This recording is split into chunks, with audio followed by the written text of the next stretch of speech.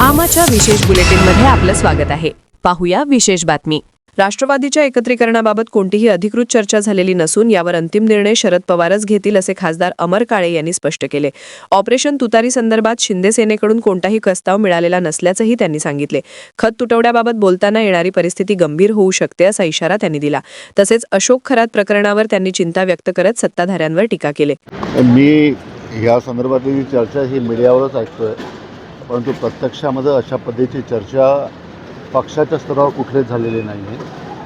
8 खासदार जे आम्ही आहे या संदर्भात कोणासोबतच चर्चा नाही आणि हा विषय सध्या पक्षामध्ये सध्या चर्चेला नाही आहे। अजितदादांच्या निधनानंतर काही काळ हा विषय चर्चेला होता, परंतु त्याच्यानंतर हा विषयच आता चर्चेला आलेला नाही। वैयक्तिक पक्षश्रेष्ठी ठरवतील जे काही निर्णय घ्यायचा आहे तो, परंतु मी स्पष्टपणे सांगतो की अशा पद्धतीची कुठलीच चर्चा आता बजेट अधिवेशन पूर्ण होतं आहे, 2 तारखेला संपतं आहे, इतके दिवस आम्ही एकत्र आहो, इतक्या दिवसामध्ये साधी चर्चासुद्धा या विषयावर अद्यापर्यंत कुठली झालेली नाही। या संदर्भामध्ये आमचे नेते आहेत पवारसाहेब, ते निर्णय घेतील।